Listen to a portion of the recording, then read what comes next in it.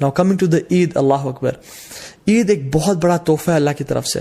قرآن میں اللہ تعالیٰ فرماتے ہیں قُلْ بِفَضْلِ اللَّهِ وَرَحْمَتِهِ فَبِذَلِكَ فَلْيَفْرَحُوا، بے شک اللہ کے رحمت اور اللہ کی طرف سے فضل کے ساتھ فَبِذَلِكَ فَلْيَفْرَحُوا، اللہ تعالیٰ اس میں ریجوائس کرو اور خوشیاں مناؤ، کیونکہ یہ بہتر ہے ان سب سے جو تم لوگ جمع کرتے ہو. عید کا دن خوشی منانے کا دن ہے، عید کا دن سونے کا دن نہیں ہے. So I would suggest and recommend all the Muslims to have a blast, enjoy your Eid day. دیکھیں مسلمانوں کی 2 عیدیں ہیں.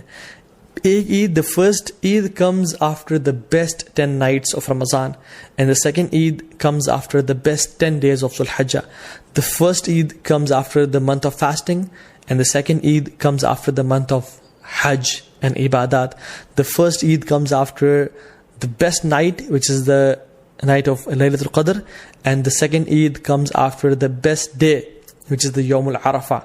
Or if we ponder upon these Eids کہ اللہ تعالیٰ نے ان کو یہاں کیوں پلیس کیا، تو we realize کہ ہمارا جو عید کا تعلق ہے وہ اللہ کے سامنے عبادات سے ہے، اللہ تعالیٰ کے سامنے سبمیشن سے ہے، کہ جب ہم عبادات کرتے ہیں ایز اے ریزلٹ اللہ سبحانہ وتعالیٰ ہمیں عید کے دن ہمیں گفٹ کرتے ہیں.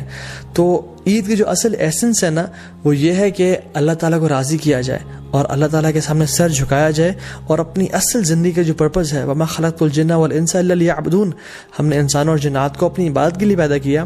تو جب انسان اپنا پرپز آف لائف فلفل کر رہا ہوتا ہے تب اسی انسان کے لیے اصل میں عید کا دن ہے. ابن رجب الحمدللہ رحمہ اللہ فرماتے ہیں کہ عید اس کے لیے نہیں ہے جو نئے کپڑے پہن لے اور خوشبو لگا لے، عید اس کے لیے ہے جو اپنی اطاعت میں آگے بڑھ جائے. عید اس کے لیے نہیں ہے جو کہ بڑے لیوش مینز آف ٹرانسپورٹ لے لے یا اپنا گھر بنا لے. عید اس کے لیے ہے جس سے گناہ بخش چکے ہوں اللہ تعالیٰ اور اللہ سے راضی ہو چکے ہوں. سو عید واقعی میں ان لوگوں کے لیے جو کہ ان دنوں میں اسٹرائیو کرتے ہیں اور اسٹرگل کرتے ہیں اور اپنے رب کو راضی کرنے کی کوشش کرتے ہیں. اور عید کی نماز میں ہم لوگ کیا پڑھتے ہیں؟ ایک رکعت میں سورہ غاشیہ اور دوسری میں سورہ الاعلیٰ، اور سورہ الاعلیٰ somehow ends with بل تؤثرون الحیات الدنیا، تم اس دنیا کی زندگی کو چاہتے ہو، والآخرۃ خیر وابقیٰ، لیکن آخرت کی جو زندگی ہے وہ بہت بہترین ہے اور ہمیشہ ہمیشہ رہنے والی ہے.